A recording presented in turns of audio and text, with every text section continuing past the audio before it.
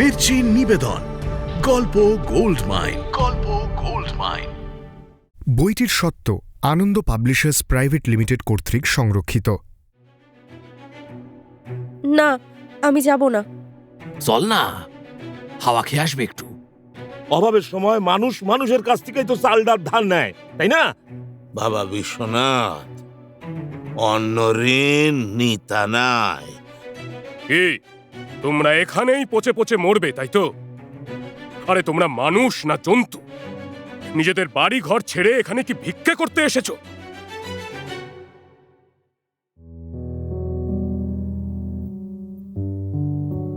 মির্চি গল্প গোল্ড মাইনে আপনাকে স্বাগত। মণিমাণিক্যে ভরা বাংলা সাহিত্যের কিছু কালোজয়ী উপন্যাস ও গল্প দিয়ে সাজানো আমাদের এই মির্চি গল্প গোল্ড মাইন। সুনীল গঙ্গোপাধ্যায়ের উপন্যাস অর্জুন, ভালোবাসার ভাঙাগড়ার গল্প, পর্ব ৩।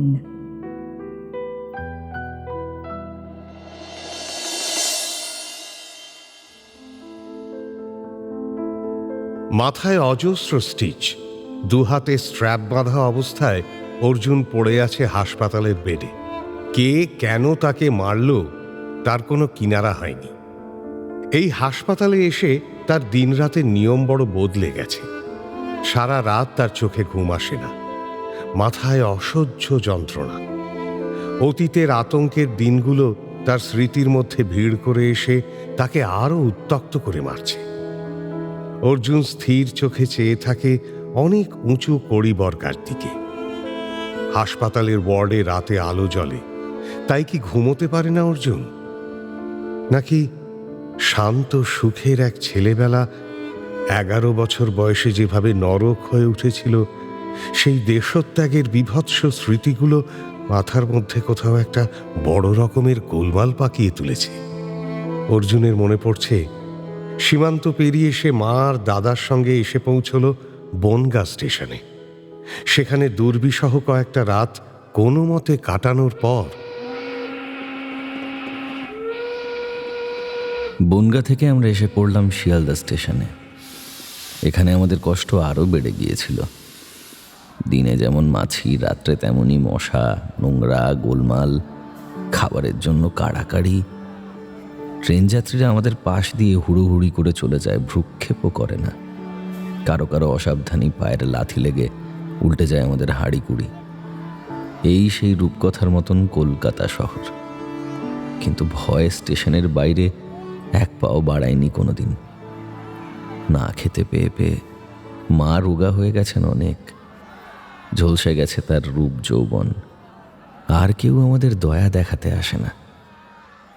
মাঝে মাঝে খবরের কাগজের লোক এসে খচাখচ করে ছবি তোলে। বাবু চেহারার রিপোর্টাররা উবু হয়ে আমাদের পাশে বসে চালাক চালাক প্রশ্ন করে।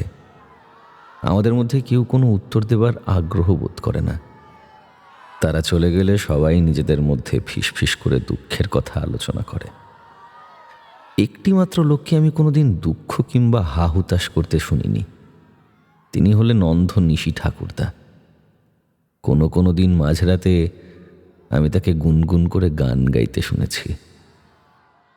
বন্দে মাতরম বলে যায় যাবে জীবন চলে, বন্দে মাতরম বলে।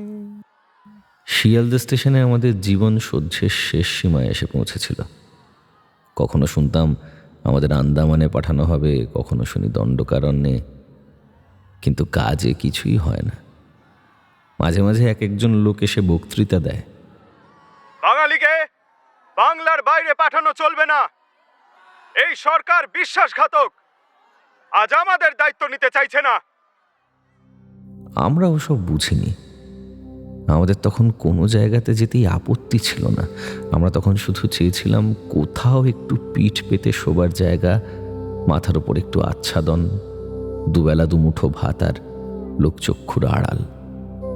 আমার মা কোনোদিন বাইরের লোকের সামনে ঘর থেকে বেরোতেন না। আর আজ হাজার হাজার চোখের সামনে এই সময় আমরা বিরাজ ঠাকুরের দেখা পাই। রহস্যময় লোক এই বিরাজ ঠাকুর। আমাদের কলোনির লোকেরা আজও এর নাম বলা বলি করে। অথচ পরে আর কোনোদিন আমরা এর দেখা পাইনি, কখনো নামও শুনিনি। উনি কোনো রাজনৈতিক দলের লোক বলেও মনে হয় না, কারণ সেরকম কথা কেউ বলেনি আমাদের। রীতিমতো লম্বা আর ফর্সা চেহারা ছিল বিরাজ ঠাকুরের। একটা চোখ কানা, অন্য চোখটা অসম্ভব জলজলে। আমাদের সকলের চেয়ে লম্বা লোকটা, গলার আওয়াজটা বাজ খাই। কথা শুনলে মনে হয় না শরীরে কোনো মায়া দয়া আছে। একদিন সকালবেলা হঠাৎ বয়স্ক লোকদের ডেকে নিয়ে এক জায়গায় গোল হয়ে বসল। তার ব্যবহার কোনো অচেনা নেতার মতন নয়, বরং গায়ের মোড়লের মতন, রীতিমতন ধমকের সুরে কথা বলা। আমরাও উঁকি ঝুঁকি মেরে শুনছিলাম। ধুতির ওপর হাফ শার্ট পরা বিরাজ ঠাকুর উবু হয়ে বসেননি, আমাদের সঙ্গে বসেছিলেন প্ল্যাটফর্মের ধুলোয়। বাজখাই গলায় চেঁচিয়ে বললেন, কি তোমরা এখানেই পচে পচে মরবে, তাই তো? আরে তোমরা মানুষ না জন্তু? নিজেদের বাড়ি ঘর ছেড়ে এখানে কি ভিক্ষে করতে এসেছো? এখানকার মাটিতে তোমাদের অধিকার নেই। এখানে বসে থাকলে তোমাদের শেষ পর্যন্ত কি হবে জানো তো? ছোট বাচ্চারা রাস্তায় ময়লা কুড়োবে, মেয়েরা বেশ্যা হবে, আর তোমরা ভিক্ষা করবে। কি কথা বলছো না যে? শোনো, দয়ার কাঙাল হলে কেউ কোনোদিন দয়া করে না। গভর্নমেন্ট দয়া করে তোমাদের কবে কোথায় পাঠাবে সেই আশায় কতদিন বসে থাকবে? গভর্নমেন্ট 2 মুঠো চাল ভিক্ষা দেবে আর 200 টাকা ক্যাশের রোল ছুঁড়ে দেবে, আর তোমরা কারাকারি করবে তার জন্য। কেন? তোমরা কি ভিখিরির জাত? এ দেশটা তোমাদের নয়? দেশ ভাগ হয়েছে কি তোমাদের কোনো দোষে? যত দেরি করবে ততই মরবে। বসে থাকলে চলবে না, নিজেদের অধিকার কেড়ে নিতে হবে। নিজেরা পরিশ্রম করে আবার নিজেদের পায়ে দাঁড়াবে। কলকাতার আশেপাশে অনেক জমি পড়ে আছে, অনেক বাগান বাড়ি আছে, আর আমি সব চিনি। তাই আমার সঙ্গে চলো। তোমরা যেখানে সেখানে ঢুকে পড়বে জোর করে। কেউ হঠাৎ এলে মারামারি করে জান দেবে, তবু জমি ছাড়বে না। বিরাজ ঠাকুরের কথাগুলো একদিনে বোঝাতে পারেননি। এরপরেও পুরো 7 দিন জল্পনা কল্পনা করে কেটেছে। পূর্ববঙ্গের মানুষের কাছে ভূমির ওপর অধিকার একটা পবিত্র বোধ, সে সংস্কার আজও যায়নি। নিজেদের জমি জায়গা পরিত্যাগ করে এসেও পরের জমি কেড়ে নেবার ব্যাপারে মন সায় দেয় না। তাছাড়া বিরাজ ঠাকুরকে কেউ চেনে না, শোনে না। তার কথায় ক্ষেপে উঠে আবার কোন বিপদে পড়তে হবে কে জানে। কিন্তু শেষ পর্যন্ত এই দ্বিধা টিকল না। আমাদের অবস্থা তখন এমনই দুঃসহ যে তার চেয়ে আর কোনো খারাপ অবস্থার কথা আমরা ভাবতেই পারি না। বিরাজ ঠাকুরের সঙ্গে আমরা বেরিয়ে পড়লাম একদিন খুব ভোরে। আমার সঙ্গে যে যে যাবে চলে এসো, আর যারা ভিখিরি হয়ে থাকতে চায় তারা থাক। এসো। একজনও পড়ে রইল না অবশ্য। সেটাকে ঠিক মিছিল বলা যায় না, লাইন বেঁধে চলতে আমরা শিখিনি। একদল মানুষ রাস্তা দিয়ে হুড় হুড় করে ছুটছে, সব শুদ্ধ 1000-3 লোক তো হবেই। দাদা ধরেছিল মায়ের হাত, আমি নিশি ঠাকুরদাকে নিয়ে যাচ্ছিলাম। দিব্য কোথা থেকে একটা ভাঙা লাঠি জোগাড় করে তাই নিয়ে খুব লাফাচ্ছিল। ওর উৎসাহ দেখে মনে হয়েছিল ও কোনো রাজ্য জয় করতে যাচ্ছে। মাইলের পর মাইল রাস্তা ছুটে আমরা হাঁপাচ্ছি, তবু থামার নাম নেই।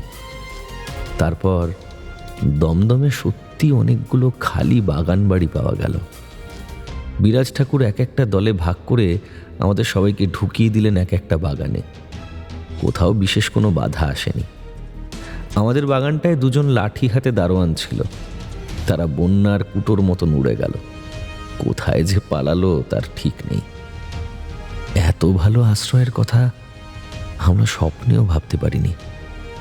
নানা রকমের গাছপালায় ঘেরা সুন্দর বাগান আমাদের গ্রামের কথা মনে পড়িয়ে দেয়। প্রথম প্রথম অবশ্য নাচঘরের দখল নেবার জন্য নিজেদের মধ্যে খানিকটা গণ্ডগোলের উপক্রম হয়। পাকা বাড়ির অধিকার নেবার জন্য সবাই একসঙ্গে ছুটে আসে। শেষ পর্যন্ত নিশি ঠাকুরদা একটা ব্যবস্থা করে দিলেন। পূর্ববঙ্গে ব্রাহ্মণদের সম্মান ছিল খুব। অন্য জায়গা থেকে ব্রাহ্মণদের ডেকে এনে ভূমি দেওয়া হতো। আমাদের দলের মধ্যে ব্রাহ্মণ পরিবার ছিল দুটি, হারান্দা আর আমরা। হারান্দারা পুরোহিতের বংশ, আমার বাবা ছিলেন স্কুল মাস্টার। ব্রাহ্মণদের পৃথক দূরত্ব ও সম্মান দেখাবার জন্য আমাদেরও হারান্দাদের ছেড়ে দেওয়া হলো পাকা বাড়ি। কথা হলো স্কুল প্রতিষ্ঠিত হলে আমি আর দাদা সেখানে পড়াবো, আর সকলের ঐহিক পরলৌকিক কাজে হারান্দা পুরোহিতের কাজ করবেন। এইভাবে একদল সর্বহারা মানুষ পেয়ে গেল নতুন আশ্রয়। যারা দেশ ছেড়ে এসেছে তারাই নাম দিল দেশপ্রাণ কলোনি। বিরাজ ঠাকুরের সন্ধান আর কোনোদিন পাইনি। কেনই বা হঠাৎ উনি এসেছিলেন আমাদের সাহায্য করতে, কেনই বা চলে গেলেন অমনভাবে, জানি না। পরে অবশ্য 2-3টে রাজনৈতিক দল এসে দাবি করেছে যে তারাই আমাদের আশ্রয়দাতা, তারাই আমাদের খবরদারির ভার নিতে চেয়েছে, কিন্তু আমরা জানি বিরাজ ঠাকুর ওদের কেউ নন। পুকুর পাড়ে বড় আম গাছটার গোড়ায় বাঁধানো বেদিতে এখনো লেখা আছে বিরাজ ঠাকুরের নাম। পরবর্তীকালে আমি যখন চে গুয়েভারার জীবনী পড়েছিলাম, তখন কেন জানি না বারবার বিরাজ ঠাকুরের কথা মনে পড়েছিল আমার। সেই লম্বা এক চোখকানা কাঠখোট্টা চেহারার মহৎ মানুষটির চেহারাও মনে পড়ে। এত ভালো আশ্রয় পেয়ে আমরা অভিভূত হয়ে গিয়েছিলাম। পাছে আমাদেরকে উচ্ছেদ করতে আসে আবার, তাই আমরা দিন রাত দল বেঁধে পাহারা দিতাম কলোনি। দুঃখের পথের সঙ্গী বলে আমাদের কলোনির সবার মধ্যে অদ্ভুত একতা ছিল তখন। জোয়ান পুরুষরা রাত জেগে ও লাঠি হাতে পাহারা দিতেন কলোনি। আমরা ছোটরাও বাদ পড়তাম না। দিব্যর তখনই বেশ বড়সড় চেহারা। যে কোনো শক্ত কাজেই দিব্যর ডাক পড়ত। কারো বিপদে আপদে এগিয়ে আসার ব্যাপারে দিব্যর কোনো দ্বিধা ছিল না। শক্তি বাড়াবার জন্য আমরা প্রত্যেক দিন সকালে লাঠি খেলা শিখতাম। নিশি ঠাকুরদা অবশ্য বলতেন, খবরদার বাইরের লোকের সঙ্গে বিনা কারণে ঝগড়া করিস না কখনো। আমরা এই নতুন জায়গায় এসেছি, এখানে আমাদের মানিয়ে নিতে হবে, লোকের ভালোবাসা পেতে হবে। মাত্র 15 বছর আগেকার কথা। এর মধ্যে কত কি বদলে গেছে। একটা দিশেহারা চোখ নিয়ে এই শহরে পা দিয়েছিলাম, এখন প্রায়ই শহরটা চষে বেড়াই। একে আমার নিজের বলে ভাবতে একটুও দ্বিধা হয় না। কলোনির সবাই মোটামুটি বেঁচে থাকার জন্য রুজি রোজগারের উপায় পেয়ে গেছে। প্রথম প্রথম বাজারের কুলি, চায়ের দোকানের বেয়ারা, রিক্সা টানার কাজ, কেউ বা সরাসরি ভিক্ষে করেছে। এখন কেউ কেউ নিজের ব্যবসা চালায়। পাউরুটি আর প্লাইউডের কারখানায় চাকরি পেয়েছে কয়েকজন। হারান্দা পুরোহিত হননি, ট্যাক্সি চালান। এছাড়া রয়েছেন একজন স্কুল মাস্টার ও 2 জন কেরানি। আমি প্রথম কয়েক মাস নাগের বাজারে একটা চায়ের দোকানে বয়ের কাজ করেছিলাম। 12 টাকা মাইনে, বকশিস টকশিস মিলিয়ে গোটা 25 টাকা হতো, আর একবেলার খাবার। কোনো দিন উদ্বৃত্ত মাংস টাংস পেলে বাড়িতে এনে দাদার সঙ্গে ভাগ করে খেতাম। বেশ মনে আছে, চায়ের দোকানে ওই কাজ করায় আমি বেশ তুখোড় হয়ে উঠেছিলাম।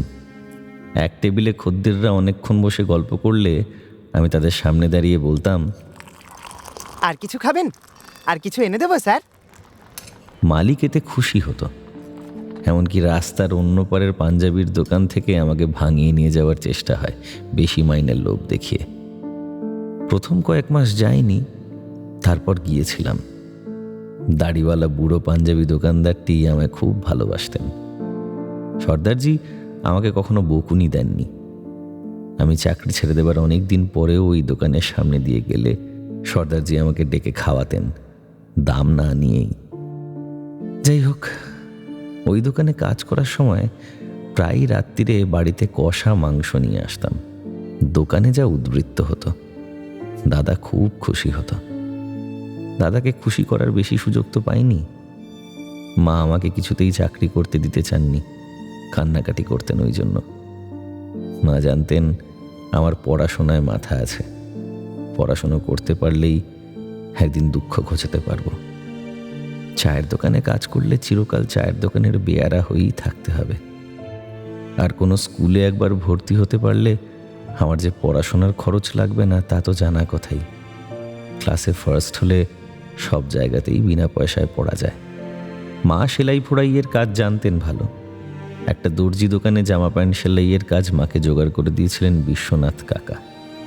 তারপরই আমি একটা বছর নষ্ট করে স্কুলে ভর্তি হলাম। আমি জানতাম প্রাণ দিয়ে আমাকে পড়াশোনা করতেই হবে, এইগুলোই আমার জয়ের অস্ত্র। এছাড়া আমাদের বাঁচার আর কোনো পথ নেই। স্কুল ফাইনাল পরীক্ষায় সেকেন্ড স্ট্যান্ড করে আমি চমকে দিলাম সবাইকে। আমার সব মনে আছে, আমার স্মৃতি নষ্ট হয়নি, আমি কিচ্ছু ভুলিনি। কিন্তু আমায় কে এমনভাবে মারল? কেন? আমি তো কারোর কোনো ক্ষতি করিনি। সাপটাকে মেরে লাঠির ডগায় উঁচু করে তুলে দিব্য সেটাকে নিয়ে যাচ্ছে পুকুর ধারে। পেছনে পেছনে তার এক পাল ছেলে মেয়ে। কদিন ধরেই দিব্য খোঁজাখুঁজি করছে সাপটাকে। একবার জেদ চাপলে কিছুতেই সে নিবৃত্ত হয় না। মস্ত বড় দাঁড়ার সাপ, দাঁতে বিষ নেই, কিন্তু ল্যাজের ঝাপটা লাগলে অঙ্গ পচে যায়। নাড়ুর কাঁধে হাত দিয়ে নিশি ঠাকুরদা জিজ্ঞেস করলেন, নাড়ু, বলি ও নাড়ু, অত চেঁচামেচি কিসের? বলি ও নাড়ু, সামরা রাস আছে কেন? দিব্যদা সাপ মেরেছে, এই এত বড় সাপ। হাত দিয়ে সে সাপের আকার বোঝায়, যদিও সেই শূন্যতার আয়তন ঠাকুরদা দেখতে পান না। কি সাপ?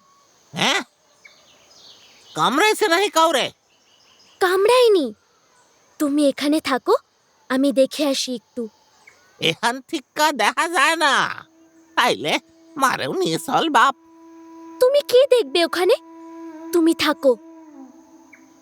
এখন এই কলোনির জীবনযাত্রা শান্ত, স্বাভাবিক।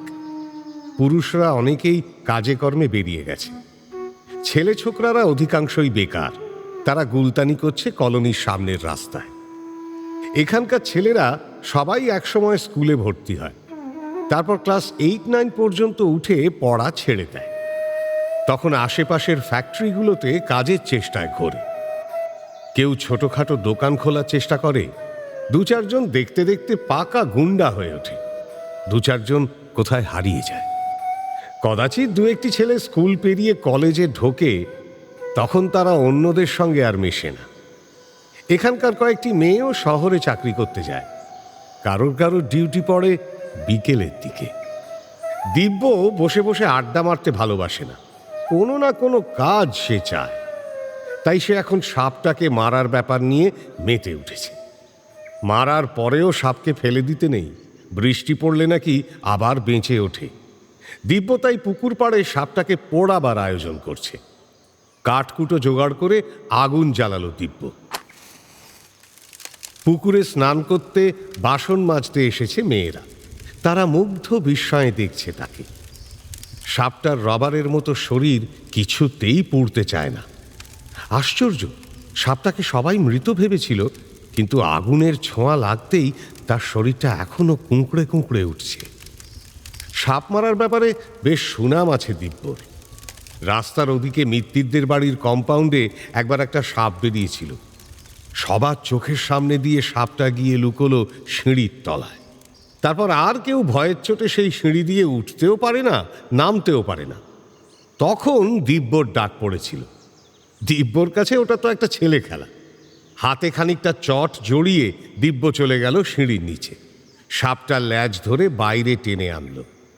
সেই কাজের জন্য দিব্য নিশ্চয়ই একটা কিছু পুরস্কার পেত, কিন্তু মিত্তির বাড়ির ছেলের বউয়ের একেবারে মুখের সামনে সাপটা নিয়ে গিয়ে দিব্য ভয় দেখিয়ে দিল। তার সেই বেয়াদবিতে আবার সবাই চটে গেল। তাকে কেউ কিছু দিল না। অবশ্য কোনো পুরস্কারের প্রত্যাশাও সে করে না। পুকুরের ওপার দিয়ে আসছিল লাবণ্য। পাশের কলোনির একটি মেয়েও এবার বিএ পরীক্ষা দেবে, তার সঙ্গে বইপত্র বদলাবদলি করতে। একটা নারকেল গাছের বালদো হুড়মুড় করে ভেঙে পড়ল। আর একটু হলেই লাবণ্যর মাথায় পড়ত। একটু চমকালেও বিশেষ ভয় পেল না লাবণ্য, বরং বালদোটাকে টানতে টানতে নিয়ে চলল। খুব দরকারি উপকারী জিনিস। দিব্য দেখতে পেয়ে বলল, এই লাবে ওইটারে এইখানে নিয়ে আয় তো, ভালো কইরা আগুন জ্বলছে না। না, এটা আমি দেব না। খুব ভালো ঝাঁটা হবে। অত ঝাঁটা দিয়ে কি করবি? কার কপালে পিসা মারবি? তোমার কপালে না, ভয় নেই। ভয়ে মরলাম আর কি। দে দে ওইটা নিয়ে আয়। না না, দেব না। আমি এটা আগে পেয়েছি। কিন্তু দিব্য কিছু চাইলে সেটা পাওয়াই তার স্বভাব। ধূপধাপ করে দৌড়ে চলে এলো লাবণ্যর দিকে। পোড়ানোর ব্যাপারে সবারই আনন্দ বলে ছোট্ট ছেলের দলও হই হই করে আসছে তার সঙ্গে। দিব্য এসে হাত দেওয়ার আগেই লাবণ্য সেটা ছেড়ে দিয়েছে। দিব্য হাসতে হাসতে জিজ্ঞেস করলো, আজকাল ওইরকম মুখে মুখে কথা বলিস কেন রে? কেন, তোমাকে ভয় করতে হবে নাকি? ভয় করতে হবে কিনা দেখবি। দিব্য গাঁটটা তুলেছিল, সেটা মাথায় লাগবার আগেই লাবণ্য সুট করে সরে এসেছে। এই যাচ্ছিস কেন? আরে শুনে যা, একটা কথা আছে। লাবণ্য কোনো উত্তর দিল না, হনহন করে চলে গেল নাচ ঘরের দিকে। বারান্দায় উঠে জিজ্ঞেস করলো, শান্তি পিসে, অর্জুনদা কবে আসবে? দিব্য পুকুর পাড়ে দাঁড়িয়ে দেখল প্লাইউড ফ্যাক্টরির ম্যানেজার কেওল সিং দূরে কথা বলছে কলোনির কয়েকজন লোকের সঙ্গে। এখান থেকে তাদের কথা অবশ্য শোনা যায় না। সেদিক থেকে চোখ সরিয়ে নতুন জ্বালানি নিয়ে দিব্য ফিরে এলো আবার সাপ পোড়াতে। কলোনির বাউন্ডারি ওয়াল অনেক জায়গাতেই নিশ্চিহ্ন হয়ে গেছে। পেছন দিকের প্লাইউড ফ্যাক্টরি এসে মিশে গেছে কলোনির সঙ্গে। এদিকের গোটা পাঁচেক পরিবারের আর কোনো আবরু নেই। ফ্যাক্টরির লোকজন তাদের ঘরের মধ্যেকার রান্না খাওয়া পর্যন্ত দেখতে পায়। মেয়েরা যখনই জানলা বা দরজার কাছে আসে, দেখতে পায় কতকগুলো চোখ তাদের শরীর চেটে নিচ্ছে। প্লাইউডের শীটগুলো শুকোবার জন্য অনেক জায়গা লাগে। ফ্যাক্টরির এলাকা ছেড়ে এখন তারা ঢুকে পড়ছে কলোনির মধ্যে। সাদা রঙের চৌকো চৌকো কাঠের টুকরোগুলো এখন মেলে দেওয়া হয় কলোনির মধ্যে। অনবরত লোকজনের আনাগোনা। তাদের যাতায়াত এখন এত বেশি বেড়েছে যে কলোনির লোকের ছোটখাটো বাগানগুলোর উপর দিয়েই তারা চলে যায়। কারোর ঘরের পাশে বসেই তারা বিড়ি ধরিয়ে গুজগুজ ফুসফুস করে। দু তিনটে বাচ্চা ছেলে মেয়ে কাঠের পিসগুলোর ওপর এক্কা দোক্কা খেলছিল।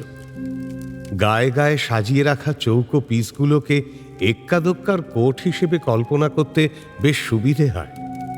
লক্ষ্মীর পায়ের ছাপের আলপনার মতন তাদের ধুলোমাখা ছোট ছোট পায়ের ছাপে ভরে গেছে। হই হই করে ফ্যাক্টরির দুজন কুলি তাদের তাড়া করে গেল। সবাইকে ধরতে পারল না, কিন্তু একজনকে ধরে তার কান মোলে এমন চড় মারল যে 5টা আঙুলের দাগ বসে গেল গালে। ছেলেটা অবশ্য দৌড়বার সময় কুলি দুজনকে জিভ দেখিয়েছিল। ছেলেটা কাঁদতে কাঁদতে ঢুকে গেল তাদের ঘরে। একটু বাদে সেই ঘর থেকে বেরিয়ে ধীরেন শিকদার একেবারে গালাগালির বন্যা ছুটিয়ে দিল। ধীরেন শিকদারের 3টি সন্তান মারা যাওয়ার পর বেশি বয়সে ওই একমাত্র ছেলে। বাড়ির কেউ কোনোদিন তার গায়ে হাত তোলে না, আর কারখানার কুলিরা তাকে ধরে মারে। ধীরেন শিকদার প্রাণপণে চেঁচিয়ে বলতে লাগলো, হারামজাদা, অতিশয়টা পোড়া পাইলাম মাউরার পো। এত বড় সাহস যে আমার পোলার গায়ে হাত দেশ! তোকে খাই না পড়ি খসরের বেচারা। আয় হালারা, দাঁত কয়হান ভাইঙ্গা দিমু। পাশের ঘর থেকে হারাধন রায় বেরিয়ে বলল, কি হয়েছে ধীরেন ভাই? দেখো তো হালাগো তেল বাড়ছে কিরকম। আমার নিমাইরে এমন মারছে যে হেসকি উইঠা গেছে পোলাডার। কেন মারছে? কেন আবার কি? আমাগো জমিতে আমাগো পোলাপান খেলবে না ওই দামরা রাইসা। কি কইছো? ওগো বড় বাড়বাড়ছে। ধীরেন শিকদার আবার গালাগালির ফোয়ারা ছুটিয়েছে। হারাধনও সায় দিচ্ছে তাতে। এই সময় ফ্যাক্টরি থেকে বেরিয়ে কেওল সিং সেদিকে আসতেই ওরা দুজনেই থেমে গেল। আসলে ওরা ভীতু। মুখে যতই চেঁচাক, একটা লম্বা চওড়া চেহারা দেখলে এখনো কুঁকড়ে যায়। কেওল সিং এসে হাসি মুখে জিজ্ঞেস করলো, কি হলো কি? এ ধীরেন বাবু, কি হলো? এ তো চিল্লাচ্ছেন কিনো? ধীরেন গলা নামিয়ে বলল, দেখো তো সিংজি, তোমাকে ফ্যাক্টরির লোক আমার ছেলেকে মারে কেন? কি রাইট আছে মারার? দু চোখে উৎকট বিস্ময় ফুটিয়ে কেওল সিং বলল, আমার লোককে মেরেছে? কভি नहीं। কে মেরেছে? দেখলায় দিন তো তাকে একবার। সে হারামিকে আমি আপন লোকের সামনে এইসান মার দিব না। শাস্তির জন্য আর কেউ উৎসাহ দেখায় না। অত বড় চেহারার একটা লোক যে তার এই আশ্বাসটুকু মাত্র পেয়েই ধীরেন অনেকটা বিগলিত হয়ে যায়। সত্যিকারের কথায় গুরুত্ব দিয়েছে, এই কি যথেষ্ট নয়? কেওল সিং আবার বলল, আমার লোক কাউকে মারিনি। আরে বাচ্চা লোকেরা সবসময় নিজেদের মধ্যেই তো মারামারি করে। ধীরেন ক্ষীণ আপত্তি জানিয়ে বলল, না, বাচ্চাদের মারামারি না, তোমার ফ্যাক্টরির লোক মেরেছে, আমি দেখেছি ইন মাই ওন আইজ। আমার ফ্যাক্টরিতে এত সাহস কারো হবে না। ছোড় দিন ওসব বাত। পিসগুলো একদম নোংরা করলো। ওই জন্যই তো বলেছিলাম আপনার বাড়িগুলো একটু একটু পিছিয়ে নিন, আমি সব কষ্ট দিয়ে দিব। বাড়ি আবার পিছবো কোথায়? বসত বাড়ি কেউ ভাঙে নাকি? বিজনেস টাইমটা আচ্ছা ছিল, আপনাদেরও সুবিধার আমারা ভি সুবিধা। কেওল সিং ব্যবসা বাড়াতে চায়, কপালটা খুলেছে তার, কিন্তু তার আর জায়গা নেই কলোনির মধ্যে ঢুকে পড়া ছাড়া। সে প্রস্তাব দিয়েছিল, এদিককার ৫-৭টা পরিবার যদি তাদের বাড়িগুলো সরিয়ে নিয়ে যায়, পুকুর ধারে তো কিছু কিছু জায়গা এখনো রয়েছে, তাহলে সে সব খরচ দিতে রাজি আছে। বাড়ি মানে তো মাটির ভিত আর চেঁচার বেড়া, এ সরিয়ে নিতে কি বা হ্যাঙ্গাম। প্রস্তাবটা ওদের পক্ষে যেমন সাংঘাতিক বিপজ্জনক, তেমন আবার সরাসরি উড়িয়েও দিতে সাহস পায় না। 15 বছর ধরে ওরা এখানে আছে, কিন্তু আইনত কোনো মালিকানা পায়নি সরকার থেকে। হারাধন রায় দরজায় ঠেস দিয়ে দাঁড়িয়েছিল, আর একটিও কথা বলেনি। তার বাড়ি ভর্তি ছেলে মেয়ে, 2 জোয়ান ছেলে, কার্তিক আর শিবু ডাহা বেকার। তার মেয়ে পূর্ণিমা কি যেন একটা চাকরি করতে যায় রোজ দুপুরে। সবাই জানলার কাছে দাঁড়িয়ে শুনছিল। কার্তিক বেরিয়ে এসে চোখ রাঙিয়ে কেওল সিংকে বলল, কেন আমাদের বাড়ি সরাবো কেন? মামদোবাজি নাকি? এ কি তোমার জমি যে তুমি হুকুম করবে? কেওল সিং মিষ্টি হেসে বলল, না না, আমার জমি কেন হবে? আপনাদের ঠাকুর দাদার জমি। ঠাকুর দাদার কি ঠাকুর দাদার বাবার ভি জমি হতে পারে, আমি হুকুম কেন করব? ওদের ঠাকুরদার জমি বলে কেওল সিং যে খোঁচাটা মারল, সেটা ওদের মর্মে গিয়ে লাগলো। ধীরেন আর হারাধন চুপ করে গেলেও কার্তিক পারল না। সে রীতিমতো চেঁচিয়ে বলল, আমার ঠাকুরদার জমি না তো কি তোমার ঠাকুরদার জমি? তোমার বড্ড বার বেড়েছে আজকাল। রুপিয়া দিয়ে যে জমি কিনবে, জমি তারই হবে। জমি এমনি ফালতু কি পাওয়া যায় নাকি? হারাধন ছেলেকে হাত দিয়ে ঠেলে রেখে বলল, এই কার্তিক, ঘরে যা, ঘর যা। কেন ঘরে যাব কেন? পাইয়াকে কি আমি ভয় পাই? কইছি তো, ঘরে যা, ঘরে যা। আমি খোদ মালিকের কাছ থেকে লিজ নিতে পারি, কিন্তু ভাবলাম কি আপনা আপনি যদি একটা সমঝোতা হয়ে যায় তো। হ্যাঁ যাও যাও, বেশি মালিক দেখিও না। ওই মালিকের কাছ থেকে লিজ নিয়ে আমাদের ঘেঁচুটা করবে। মালিক একদিনে কিচ্ছু করতে পারলে না। এই কার্তিক, ঘরে যা, তুই ঘরে যা না। দাঁড়াও, ঠেলা মাইলো না আমারে। অর্জুন ঠিকই কইছিল, টাকার লোভে একবার জমি ছাড়লে আমাকে মহাবিপদ।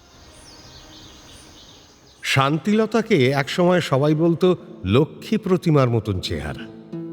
প্রতিমা মূর্তিকে অনেক দিন ঘরের বাইরে ফেলে রাখলে রোদ বৃষ্টিতে যেরকম রং জ্বলে যায়, সেই রকম চেহারা এখন শান্তিলতার। সেকালের ধরনে এখনো সেমিজ আর কোরা থান পরেন। বছরখানেক আগে অর্জুন তার স্কলারশিপের টাকায় মাকে একটা সেলাই কল কিনে দিয়েছে। আগে শান্তিলতা ভাড়া করা মেশিনেই সেলাই করতেন। খুব ধৈর্য ধরে মন দিয়ে সেলাই করেন তিনি। কোনো দিন তাঁর কাজের নিন্দে হয়নি। একটা আদ্যির পাঞ্জাবি সেলাই করছিলেন তিনি। লাবণ্য বারান্দা থেকে জিজ্ঞেস করল, শান্তি পিসি, শান্তি পিসি, অর্জুনদা কবে আসবে? মেশিন থামিয়ে শান্তিলতা বললেন, লাবি নাকি? আয়, অর্জুনের তো কাল ফেরার কথা। শান্তিলতাকে দেখে কেউ বুঝবে না এই রমণী জীবনে কতগুলো শোক পেয়েছেন। প্রশান্ত মুখ, কোনো উদ্বেগের চিহ্ন নেই। 15 বছর আগে মৃত স্বামীর শোক অনেকটা কমেছে যদিও, কিন্তু বড় ছেলের নিষ্ঠুর মৃত্যুর কথা এখনো ভুলতে পারেননি শান্তিলতা। তবু শান্তিলতার যত কান্না সবই গোপনে। প্রকাশ্যে কোনোদিন কেউ তাকে কখনো একটুও দুর্বল হতে দেখেনি। শান্তিলতার কখনো শরীর খারাপ হয় না, অসুখ হয় না। অর্জুনকে ঠিক মতন মানুষ করবার জন্য তিনি সর্বস্ব পণ করেছিলেন। পাশের কলোনিতে মহাভারত পাঠের আসরে তিনি যখন অর্জুনের আহত হওয়ার খবর পেলেন, তখন এক মুহূর্তের জন্য ভেবেছিলেন অর্জুন মারা গেছে, তাই সঙ্গে সঙ্গে অজ্ঞান হয়ে পড়ে গিয়েছিলেন। জ্ঞান হতেই ছুটে এসে তিনি বেশি উদ্যোগ আয়োজন করেছেন ডাক্তার হাসপাতালের। লাবণ্য এসে মাটিতেই বসল শান্তিলতার পাশে। খুব ঘনিষ্ঠভাবে জিজ্ঞেস করল, শান্তি পিসি, তুমি কাল রাত্রিরে খেয়েছিলে? শান্তিলতা হেসে বললেন, হ্যাঁ, খাবো না কেন? সত্যি বলো, খেয়েছিলে? সত্যি খেয়েছি। সাবু ভেজানো ছিল, নারকল আর বাতাসা দিয়ে। তুই এলি না কেন? পেশাদ দিতাম। ঠাকুরদার জ্বর হয়েছে যে।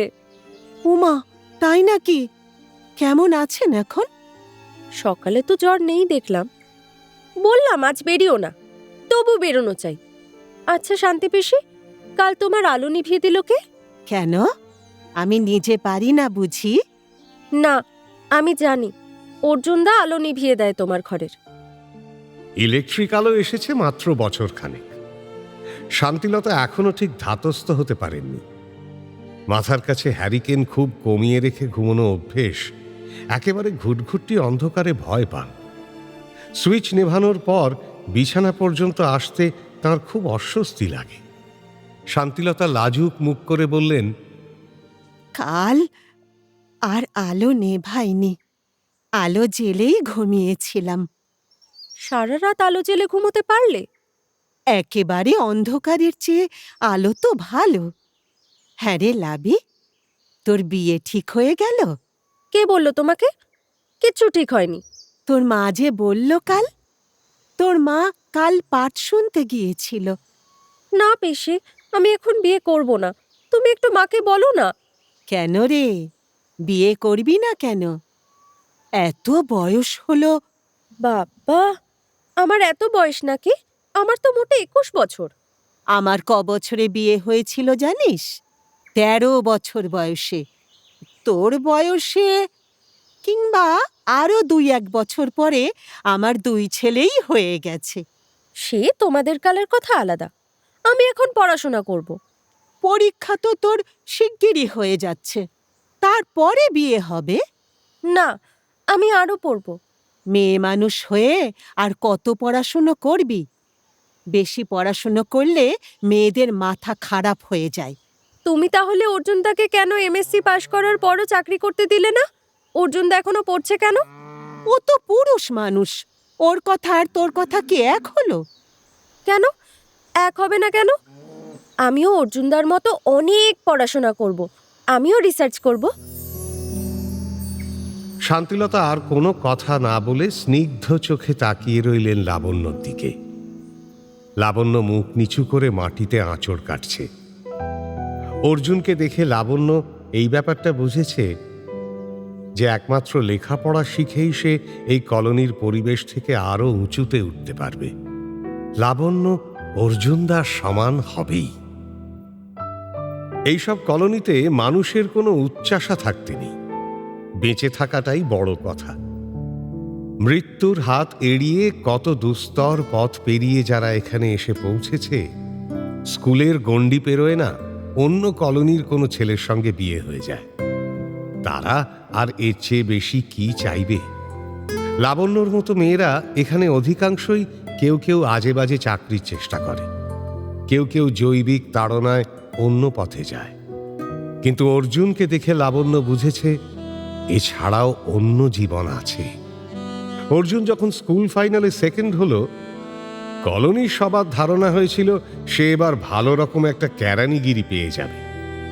যার দাদা পাগল এবং যার মা সেলাইয়ের কাজ করে সংসার চালায়, তার এর চেয়ে বেশি সৌভাগ্য আর কি হবে? অর্জুন কলেজে ভর্তি হয়ে সবাইকে অবাক করে দিয়েছিল। এমনকি অর্জুন এমএসসি পাশ করেও চাকরিতে ঢুকল না। কলকাতা শহরের কত লোক অর্জুনকে চেনে। সে আর এখন শুধু কলোনির মানুষ নয়, এই দেশের একজন মানুষ। লাবণ্য ওই রকম জীবন চায়। অথচ লাবণ্য পড়াশুনোয় ভালো নয়। স্কুল ফাইনালে কম্পার্টমেন্টাল পেয়ে পাশ করেছে, পার্ট 2-তে ফেল করেছে 1 বছর। তবু লাবণ্য জেদ, সে পড়াশুনো করবে, রিসার্চ করবে, তার সঙ্গেও সবাই সম্মান করে কথা বলবে। কেউ তা বলে না।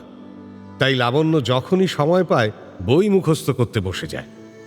শান্তিলতা বললেন, তোর বরের তো শুনেছি অবস্থা ভালোই, বয়সও বেশি না, পাতিপুকুরে ইলেকট্রিকের দোকান আছে। লাবণ্য ঝাঁঝের সঙ্গে বলল, আমি বিয়ে করব না, কিছুতেই বিয়ে করব না।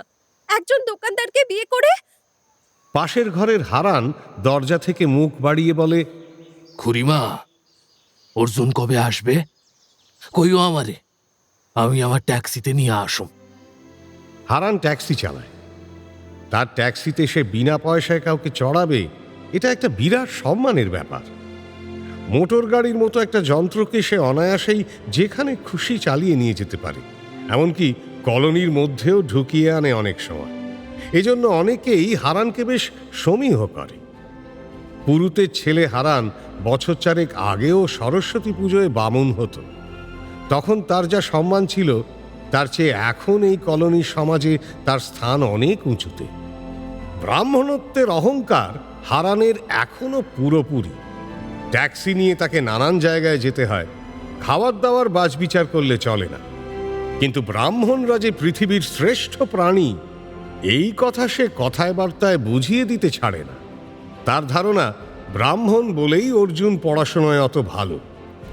এমনকি হারান নিজেও তাই বলেই তো সে এই কলোনির একমাত্র পাকা বাড়িতে থাকবার সুযোগ পেয়েছে। পড়াশুনো করলে অর্জুনের চেয়ে কম যেত না। তবে ট্যাক্সি চালানোই বা পড়াশুনোর চেয়ে কম কিসে? এতেও কত রকমের বিদ্যে বুদ্ধি লাগে। কলোনির মধ্যে কোনো বিয়ে টিয়ে হলে হারান এখন আর পুরুতগিরি করে না, কিন্তু খাকি প্যান্ট আর গেঞ্জি পরে তদারকি করে সবকিছু। দিশি মদ খাওয়ার জন্য অধিকাংশ সময়ই হারানের চোখ লাল। শান্তিলতা বললেন, কাইল বিকেলেই তো আসার কথা। কাইল মর্নিং এ আমারে পাকাপাকি কইয়া দিও, নিয়ে আসুম অর্জুন রে। লাবি, তুইও যাবি নাকি আনতে? হারানকে দেখেই লাবণ্য বুকের আঁচল ঠিক করেছে, পা মুড়ে বসেছে। অর্জুন সম্পর্কে কথা বলতে বলতেও হারানের চোখের দৃষ্টি লাবণ্যর বুক ও কোমরের কাছে ঘোরাফেরা করে। লাবণ্য বলে, না, আমি যাব না। চল না, হাওয়া খেয়ে আসবে একটু। না, আপনি বরং পিসিমাকে নিয়ে যান। পিসিমা তো একদিনও হাসপাতালে যাননি। খুড়িমাও যেতে পারেন, যাবেন নাকি খুড়িমা? হারান ঘরের মধ্যে ঢুকে মেঝেতে গ্যাঁট হয়ে বসল লাবণ্যর মুখোমুখি। হারানের 3টি ছেলে মেয়ে, তাদের মধ্যে 2টি কি নিয়ে যেন ঝগড়া করছে অনেকক্ষণ ধরে। শোনা যাচ্ছে একজনের নাকে কান্না। আর হারান এখানে চোখ সরু করে প্রতীক্ষা করতে লাগলো, একবারও কি লাবণ্যর বুকের আঁচল সরে যাবে না, কিংবা তার ব্লাউজের একটা বোতামও কি ছেঁড়া নেই। মাঝে মাঝেই রাত্রে বাড়ি ফেরে না হারান, কিন্তু কলোনির কোনো মেয়ের সঙ্গে সে কোনো দিন কোনো রকম নষ্টামি করেছে এ অপবাদ তাকে কেউ দিতে পারবে না। কলোনির সব মেয়ের সঙ্গেই তার বোন, দিদি, বৌদি, মাসিমার সম্পর্ক। কিন্তু তাকিয়ে দেখতে দোষ কি? দেখলে তো আর কিছু ক্ষয়ে যাচ্ছে না। হারানের যখন ডিউটি থাকে না, তখন তার প্রধান কাজ পুকুর ধারে মেয়েদের স্নানের ঘাটের পাশে বসে মাসি, বৌদি, দিদিদের সঙ্গে ঘর সংসারের গল্প করা। শান্তিলতা বললেন, ভালো কথা লাবি, তোদের নারকেল কুড়ুনি আছে? হ্যাঁ, আছে। নিয়ে আয় তো একবার, অর্জুন নারকেল নাড়ু খেতে ভালোবাসে। 2টো নারকেল পেলাম কাল। আর কদিন পর বানিও, এখনো তো ব্যান্ডেজ খোলেনি। ডাক্তার কি নারকোল নাড়ু খেতে দেবে? তুই যা তো, নিয়ে আয়। খেতে ভালোবাসে ছেলেটা। মায়ের হাতের তৈরি করা কোনো জিনিস খেতে ডাক্তার বারণ করে না। লোভী চোখের সামনে বসে থাকতে আর ভালো লাগছিল না। ওখান থেকে উঠে যেতে পেরে খুশিই হলো লাবণ্য। হারানের কয়েক পা এগিয়েছে লাবণ্য, সুখেনের মুখোমুখি পড়ে গেল। সুখেন চট করে এদিক ওদিক তাকিয়ে নিচু গলায় বলল, এই লাবি, তোকে দিব্য একবার ডেকেছিল আজ সকালে, যাসনি কেন? লাবণ্য ভুরু কুঁচকে বলল, মিথ্যে কথা বলার আর জায়গা পাও না? দিব্যদার সঙ্গে এই তো একটু আগে দেখা হলো, কিছু তো বললো না আমাকে। সুখেন আবার একবার সামনে পেছনে তাকিয়ে বলল, না সত্যি, দিব্য আমাদের বাড়িতে ছিল, আমায় বলল লাবণ্যকে একবার ডাক, একটা চিঠি লেখাতে হবে, তোর হাতের লেখা ভালো। তোমাদের চিঠি লিখে দিতে আমার দায় পড়েছে। তুই এত রাগ করিস কেন? সন্তোষ সওদাগর দেখেছিস? আজ দুপুরে যাবি? না, কতবার বলেছি তোমার সঙ্গে সিনেমায় যাব না। যদি যাস তো মৃণালিনীর সামনে আসিস, দিব্যও আসবে। অত শখ থাকে তো পূর্ণিমাকে নিয়ে যাও না। আমার কাছে এসে ঘ্যান ঘ্যান করো কেন? পূর্ণিমা তো যাবার জন্য মুখিয়ে আছে। আরে দূর, পূর্ণিমা তো যার তার সঙ্গেই যায়, আমি শুধু তোর জন্যই। তোকে আমি এত করে বলি, তুই আমার কথা কানেই তুলিস না। ফের তুমি আমার কাছে এসে ঘ্যান ঘ্যান করলে আমি দিব্যদাকে বলে দেব। আরে আরে দিব্যই তো আমাকে বলল তোর সিনেমা দেখা হয় না। ঠিক আছে, দিব্যদাকে এসে বলতে বলো সে কথা। তুমি কেন? ভারী তেজ হয়েছে তোর। অর্জুনের সঙ্গে তো যত পিড়িত, অর্জুন তোকে বাঁ হাত দিয়েও পুষবে না। রাগে লাবণ্যর মুখখানা লাল হয়ে গেল। সে গলা চড়িয়ে বলল, ডাকবো? বাবাকে ডাকবো? হিংসুটে মিনিমুখো বদমাইশ! সুখেন সুট করে সরে পড়ল। সুখেন লাবণ্যকে বিয়ে করতে চেয়েছিল।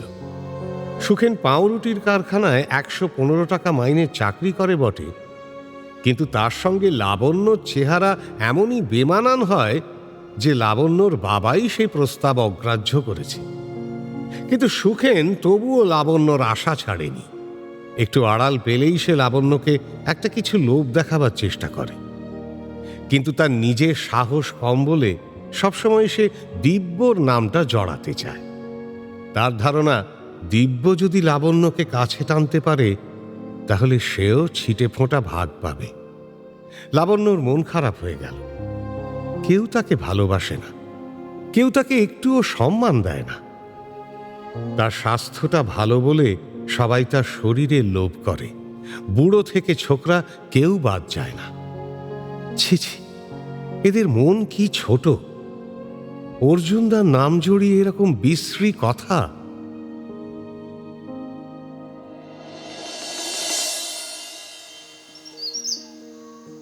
আমগাছতলায় দাঁড়িয়ে আছেন হারাধন রায়। ছিঁচকে চোর হিসেবে সবার কাছে পরিচিত। 60-এর কাছাকাছি বয়স, প্রায় সৌম্য চেহারা। কারোর বাড়িতে গেলে একটা না একটা কিছু চুরি করে আনবেনি। এমনকি চায়ের কাপ বা কাঁসার গেলাস চুরি করতেও আপত্তি নেই। সবাই জানে, কিন্তু ওর ঘর ভর্তি বউ ছেলে মেয়ে নাতি নাতনি, তাই কেউ আর হাতে নাতে ধরে প্রকাশ্যে অপমান করতে চায় না। হারাধন সুমিষ্ট স্বরে জিজ্ঞেস করলেন, লাবণ্য, এদিকে কোথায় গিয়েছিলে? নাচঘরে শান্তি পিসির সঙ্গে দেখা করতে। ও, অর্জুন কেমন আছে জানো নাহি? ভালো আছে। আচ্ছা, বেশ বেশ বেশ। সুখেন কি বলছিল তোমাকে? লাবণ্য ভুরু কুঁচকে তাকাল। এই জ্যাঠামশাইটিও লাবণ্যর মুখের দিকে না তাকিয়ে শরীরের মাপ নিচ্ছেন। লাবণ্যর বেশ চেনা হয়ে গেছে সবাইকে, সে ঠিক টের পায়। এনার সঙ্গে দাঁড়িয়ে একটাও কথা বলার ইচ্ছে নেই লাবণ্যর, তাই তাচ্ছিল্যের সঙ্গে সে বলল, আপনার মেয়ে পূর্ণিমাদির নামে কে যেন বলছিল, আমি ভালো করে শুনিনি। লাবণ্য চলে যাওয়ার জন্য সবে পা বাড়িয়েছে, এমন সময় হারাধন তাকে ডেকে বললেন, শোনো শোনো লাবণ্য মা, একটা কথা আছে। কি বলুন? আমার না একটা কাজ আছে জ্যাঠামশাই। পূর্ণিমার প্রসঙ্গটা যেন উনি শুনতেই পাননি। এইরকম প্রশান্ত উদারতার সঙ্গে তিনি বললেন, তোমারে দেখলে ভালো লাগে, একেবারে একটি রত্ন। আজ বাদে কাল বিয়ে পাশ দেবে মেয়ে হয়েও, বলি কটা পুরুষ ছেলে এখানে লেখাপড়া করে বলো? জ্যাঠামশাই, আমি এবার যাব। বলি পড়াশোনা ঠিক মতন হচ্ছে তো? প্রায় তো আলো নেবে সন্ধ্যের পর। এই যা হয়। বেশ বেশ বেশ। তা তোমার বাবা এখন কোথায়? বাড়িতে? বাবার তো এখন দোকানে থাকার কথা। ও তাই নাকি? লাবণ্য এগিয়ে যাচ্ছিল। হারাধন আবার তাকে ডেকে বললেন, তা তুমি মা এখন কোথায় চললা? হ্যাঁ, বাড়ি যাও নাই? শান্তি পিসির জন্য একটা জিনিস আনতে যাচ্ছি, আমার একটু তাড়া আছে। কিছু বলবেন? না না, এমনি তোমার সঙ্গে দুইটা কথা কইলে ভালো লাগে। দেখো দেখি, রূপে লক্ষ্মী কাজেও লক্ষ্মী, তোমার মতন এমন মাইয়া। তারপর হঠাৎ মনে পড়ে যাওয়ার ভঙ্গিতে একটু গলা নামিয়ে হারাধন বললেন, তোমার কাছে চাইরানা পয়সা আছে নাকি? কাল সকালে পয়সা যাইতা। আমার কাছে ভাঙতি নেই, সিগারেট কিনম। আমার কাছে পয়সা নেই। পৃথিবীতে কোনো ঘটনাতেই যেন কিছু যায় আসে না, এইভাবে হারাধন আস্তে আস্তে হেঁটে এগোতে লাগলেন রাস্তার দিকে। পয়সা চেয়ে পয়সা পাননি, এতে তাঁর যেন কিছুই যায় আসে না, সবই মায়া। কলোনির ঘরগুলোর দিকে দেখছেন, গাছপালা দেখছেন, যেন উপভোগ করছেন সবকিছু। পাশাপাশি দুটো নারকোল গাছে কটা নারকোল হয়ে আছে, সেগুলো গোনবার জন্য দাঁড়ালেন কিছুক্ষণ। বিশ্বনাথের ডাইং ক্লিনিংয়ের সামনে বেশ ভিড়। দোকানে সবাই এসে আড্ডা জমাক, এটা ইচ্ছে নয় বিশ্বনাথে, কিন্তু কোনো উপায় নেই। অনেকে সরাসরি দোকানের মধ্যে ঢুকে আসে, অনেকে আবার সামনের পাটাতনে এসে বসে পড়ে। কাঁচা ড্রেনের ওপর কাঠের পাটাতন ফেলে তৈরি হয়েছে দোকানঘর। দোকানের জন্য ভাড়া দিতে হয় না, কাউকে তো সে বলতে পারবে না যে এটা তার, এই জায়গা তার নিজস্ব। হারাধন দোকানের মধ্যে ঢুকে এসে বিশ্বনাথের পাশে দাঁড়িয়ে বিগলিতভাবে বললেন, দাও একটা সিগারেট দাও, অনেকদিন তোমার সিগারেট খায় নাই। বিশ্বনাথ গম্ভীর স্বভাবের লোক, এক মনে বিল বইয়ের পাতা উল্টাচ্ছিল। হারাধনের দিকে না তাকিয়ে উত্তর দিল, 2 পা গেলেই সিগারেটের দোকান, কিনা খান। তোমার থেকে একটা খামু, আর টেস্টই আলাদা, বুঝলা না? পরের সিগারেটের টেস্টই আলাদা। আমি সিগারেট খাই না, বিড়ি খাই। ওই একই কথা। দেশে থাকতে আমরা কবে সিগারেট খাইছি? হ্যাঁ, বিড়ি আমাগো খাকি সিগারেট। বিড়ি ধরিয়ে মৌজ করে টান দিয়ে বিশ্বনাথকে একটু খুশি করবার জন্য হারাধন বললেন, বলি ও বিশ্বনাথ, তোমার খুব খাটুনি পড়েছে না? আজকাল তো বেশ কাস্টমার আসে, এখন দোকানটা তোমার দাঁড়িয়ে গেছে, কি বলো? চইলা যাইতাছে কোনো রকমে। বিশ্বনাথ, তোমার সঙ্গে একটা প্রাইভেট কথা আছে। বলেন। কাজে মন রাখলেও বিশ্বনাথ তীক্ষ্ণ দৃষ্টি রেখেছে। কাউন্টার থেকে পেন্সিল, কলম বা ওই রকম কিছু কখনো হারাধনের পকেটে ঢুকে যায় কিনা। ক্যাশ ড্রয়ার অবশ্য চাবি বন্ধ। তুমি আগে কও, রাগ করবে না আর কাউরে বলবে না। বলেন। আমারে আজ 5টা টাকা দিতে হবে, দিতেই হবে, না দিলে তোমারে ছাড়বো না। মাফ করবেন হারাধনদা, আগেও আপনাকে অনেকবার দিছি, আমার নিজেরই সংসার ঠিক মতন চলে না, তাই। আস্তে আস্তে, অন্যদের শোনাবার দরকার কি? দোকানের সামনে আবার একটা ছোটখাটো ভিড়। দিব্য এসে দাঁড়িয়েছে, তাকে ঘিরে আর কয়েকজন। সাপটা পোড়ানো হয়ে গেছে, দিব্য এখন অন্য কিছু কাজ খুঁজছে। হারাধন নিজেই গলা চড়িয়ে বললেন, ও দিব্য, অত বড় সাপটা তুমি পুড়িয়ে ফেললা? সাপের চামড়া ভালো দামে বিক্রি হয় শুনছি। তা হতে পারে, আমি তো কসাই নই, আমি চামড়ার খবর রাখি না। সে তো ঠিক, আমি কথার কথা কইলাম। অত বড় সাপটাকে তুমি ছাড়া আর কেউ মারতে পারতা না। তুমি তো আমাদের বল ভরসা। কিন্তু যাই বলো, তোমরা থাকতে কলোনির মধ্যে এসে ওই অর্জুন ছোকরাকে এমন মেরে গেল। এ কথায় দিব্য একটু লজ্জা পেয়ে যায়। এই রহস্যটা সে এখনো বুঝতে পারেনি। এখানে কোনো কিছু ঘটলে সেটা যেন তারই দায়িত্ব। এখানে এরকম একটা ব্যাপার হয়ে গেল, অথচ সে কিছুই করতে পারেনি। অর্জুনের সঙ্গে তার ছেলেবেলায় কয়েকবার ঝগড়া হয়েছে বটে, তবু সে অর্জুনকে মনে মনে শ্রদ্ধা করে। অর্জুনের ছবি 3 বার ছাপা হয়েছে খবরের কাগজে। অর্জুন স্কুল ফাইনালে সেকেন্ড হওয়ার পর এই কলোনির একটা বর্ণনাও বেরিয়েছিল। আশেপাশের অন্য কলোনির কারোর সঙ্গে অনেক সময় তর্কাতর্কি করতে গিয়ে দিব্য বলে, যা তোদেরকে কে সেনে রে? আমাদের অর্জুন ইন্ডিয়ার প্রেসিডেন্টের হাত থেকে সার্টিফিকেট নিয়েছে। প্রেসিডেন্ট ওকে নমস্কার করেছিল। হ্যাঁ, 7 জন্মে তোদের কারোর পেপারে ছবি উঠবে। দিব্য বলল, তখন ব্ল্যাক আউট হয়ে গেল। আমরা ট্যাক্সিওয়ালার সঙ্গে ওই কাজটা কলোনিরই কি কেউ করেছে বলে তোমার মনে হয়, না বাইরের লোক? কলোনির লোক অর্জুনকে মারবে কেন? এ কি বলছেন হারাধন্দা? মানুষ চেনা বড় দায়, বুঝলা? আজকাল কে কি মতলবে ঘরে যাই কক।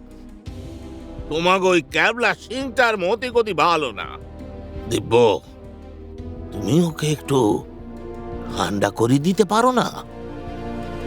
কেওল সিংকে কলোনির অনেকেই পছন্দ করে না, কিন্তু কেওল সিং বুদ্ধিমান লোক।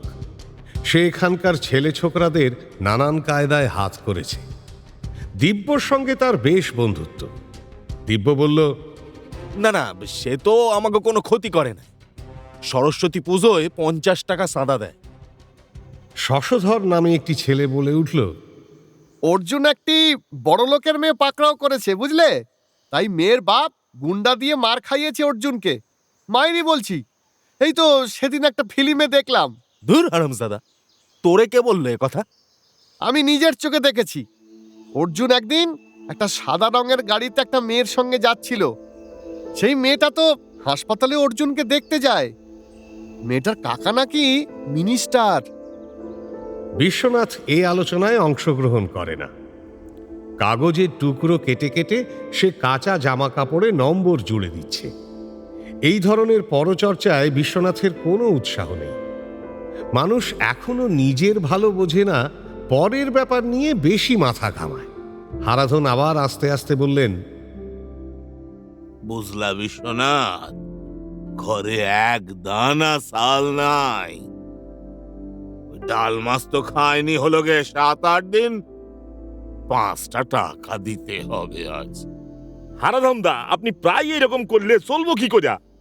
ও হো হো, চুপ চুপ চুপ, আস্তে, অন্যদের শুনিও না।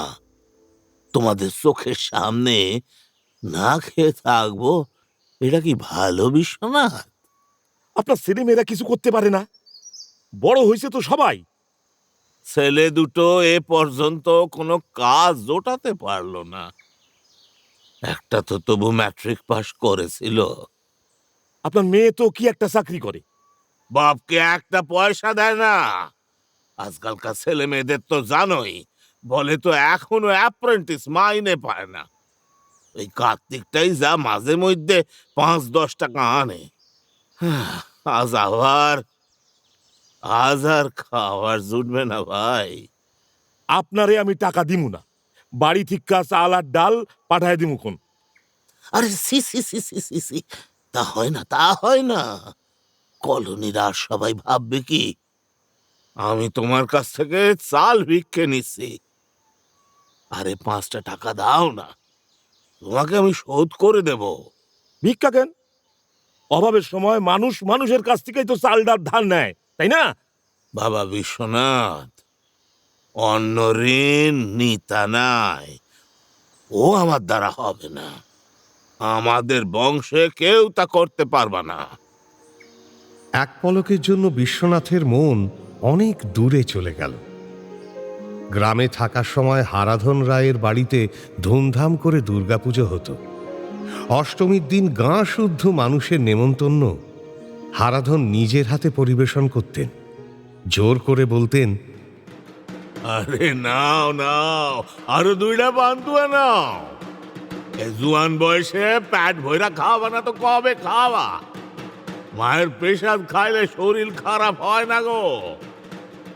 একটুর জন্য মনটা নরম হয়ে গেলেও বিশ্বনাথ আবার নিজেকে শক্ত করে ফেলল। ভর্ৎসনার সুরে বলল, টাকা আপনার হাতে আমি কিছুতেই দিব না। শনিবার হইলেই আপনার টাকার দরকার হয়, আর টাকা হাতে পাইলেই তো আপনি রেসের বুকির কাছে গিয়া বাজি ধরবেন। রেস খেলার নেশাটা কোত্থেকে পাইলেন কন্ত হারাধন্দা? দেশে থাকতে কোনোদিন এইসব বিদঘুটে নেশার খবর রাখতেন? ওসব বড় মানুষদের নেশা।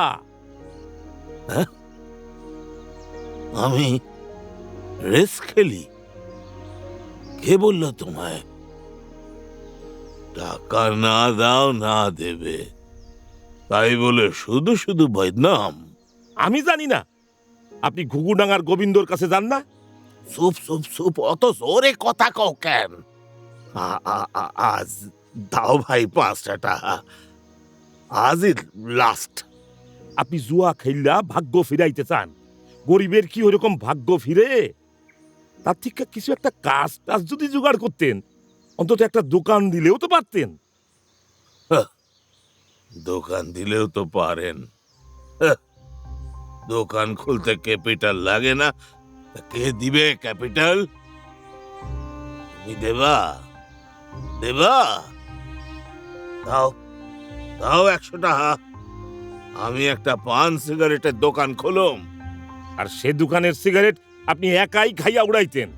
ওদিকে শশধর তখনও চেঁচিয়ে চলেছে, আমি নিজের চোখে দেখেছি অর্জুন একটা বড় লোকের মেয়ের সঙ্গে। দেখিস, হাসপাতাল থেকে অর্জুন ওদের গাড়িতেই বাড়িতে আসবে। কেন আমাদের কলোনির ছেলেকে আমরা আনতে পারি না? হারাধন্দার ট্যাক্সিটা নিশ্চয়ই পাওয়া যাবে। আমরা যদি বলি প্রাইভেট কারে তাকে খাতির করে আনবে। তোদের ট্যাক্সিতে আসতে ওর বয়েই গেছে। দিব্য কথাটার উত্তর দিল না। সত্যি অর্জুন তাদের ছাপিয়ে গেছে বহুদিন। এই উদ্বাস্তু কলোনিতে তারা একসঙ্গে বেড়ে উঠেছে ঠিকই, কিন্তু তারা কেউ অর্জুনের মতো বড় হতে পারেনি। অর্জুন তাদের কলোনির গর্ব, জুয়েল ছেলে। সত্যিই হয়তো কোনো রাজকুমারীর লম্বা গাড়িতে চেপে হাসপাতাল থেকে ফিরবে অর্জুন, সিনেমায় যেমন হয়। একটা গোপন কিন্তু লম্বা দীর্ঘ নিঃশ্বাস সকলের অজান্তে দিব্যর বুকের একেবারে অজানা একটা কোণ থেকে বেরিয়ে এসে বাতাসে মিশে গেল। সাপ মেরে পাড়ায় একটু সাবাসি পাওয়া যেতেই পারে, কিন্তু বাস্তবে তার কোনো দাম নেই। অর্জুন সত্যিই তাদের থেকে অনেক বড়। আজ সে মার খেয়েছে ঠিকই, কিন্তু কাল কে কবে দেখেছে?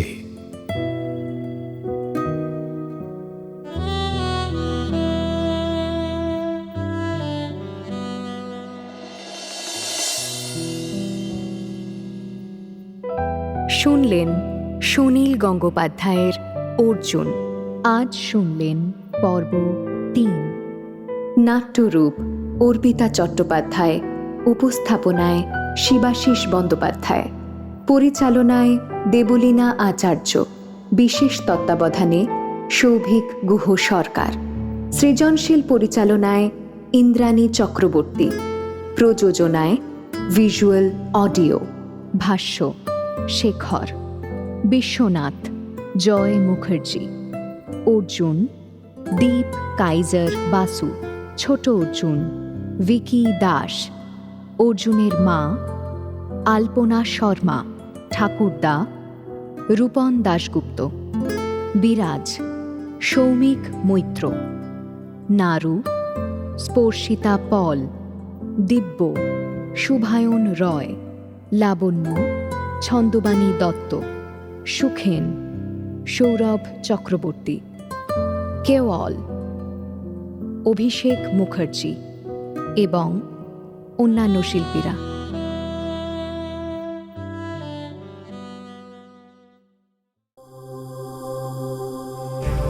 মির্চি নিবেদন গল্প গোল্ড মাইন। গল্প গোল্ড মাইন।